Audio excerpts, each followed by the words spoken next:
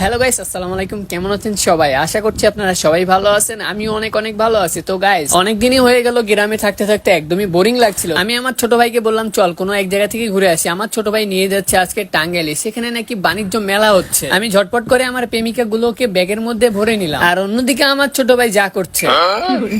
তো already guys আমরা কড্ডার মোড় চলে এসেছি। তো এখান থেকে আমাদেরকে এখন বাসে উঠতে হবে, আর আমাদের সিরাজগঞ্জ থেকে টাঙ্গাইল খুব একটা বেশি দূরে না।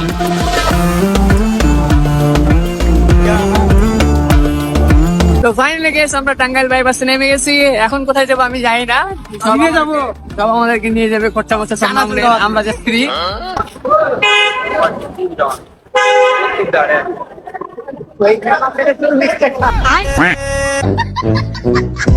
গাইস প্রথমে আমরা একটা রিস্কালা মামাকে জিজ্ঞেস করছিলাম যে এখান থেকে ভাড়া কত মেলা। একজন বলছিল 40 টাকা, আর এই রিস্কালা মামা আমাদেরকে তার ডাবল বলছিল। তো আমরা প্রথম রিস্কালা মামাকে দেখে নিলাম। এই যে গাইস দেখুন, এই মামাটা হচ্ছে সঠিক ভাড়া চাচ্ছিল। যাই হোক, এই যে আমি উঠে পড়লাম। এখন গাইস আমরা মেলার দিকে রওনাই দিলাম।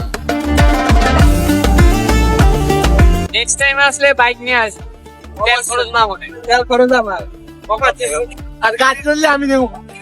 গাড়ি ধরে যাবো যখন আমার। টাঙ্গাইলে আসার পর প্রথমে আমরা গ্রামের রাস্তার ভিতরে গেছিলাম। রাস্তাটা অনেকটাই সুন্দর ছিল, চারি সাইড দিয়ে গাছ আর মাঝখান দিয়ে ফাঁকা রাস্তা। আমরা কিছুক্ষণ থেমে তারপরে আমরা চলে আসলাম মেলার গেটের সামনে। এখন আমি মামুনকে নিয়ে যাচ্ছি টিকিট কাউন্টারের দিকে, আর টিকিটের হারও তেমন একটা বেশি ছিল না। সব খরচায় মামুনের। মেলা যে ঢুকাবে, মেলাতে মামুন তো কোনোভাবেই টাকা বের করতে চাচ্ছিল না। অনেকবার রিকোয়েস্ট করার পরেই দেখেন গাইস আমার ছোট ভাইয়ের কাছে টাকা সিনিমিনি করতে আছে। আমরা 5খানা টিকিট কেটে নিলাম। গেটম্যান কাকুর কাছে আমরা 5খানা টিকিট দিয়েও দিলাম। কাকুরা কিন্তু একটা জিনিস টের পেয়েছিল না, আমার কিন্তু ব্যাগের মধ্যে 3-3টা গার্লফ্রেন্ড ছিল। ওদের কিন্তু টিকিট লাগলো না, ফ্রিতেই কিন্তু ওদেরকে মেলার ভিতরে ঢুকিয়ে নিলাম। মেলায় ঢুকতে না ঢুকতে ছোট ভাইয়ের বন্ধুর সাথে দেখা হয়ে গেল, তাদের সাথে একটু মোলাকাত করে নিলাম। এবার ফিরে আসলাম একটু সেলফি ক্যামেরায়।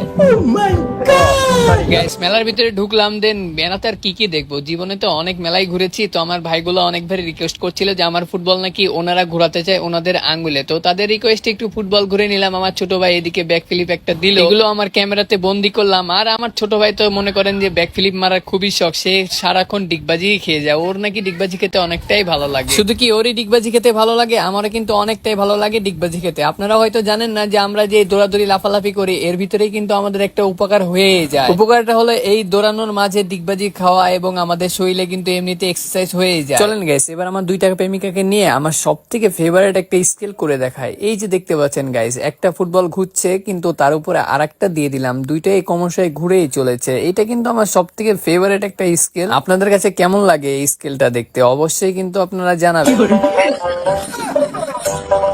তো গাইস এই মেলার ভিতরে এসে অনেক ভক্তদের সাথে দেখা হয়ে গেল, তাদের সাথে একটু সময় দিলাম, অনেক গল্প গুজব করলাম, কিছুক্ষণ ভরপুর বিনোদন দিলাম। এই যে দেখেন, এইটাই হচ্ছে আমার ছোট ভাইয়ের সর্বশেষ স্ট্যান্ড।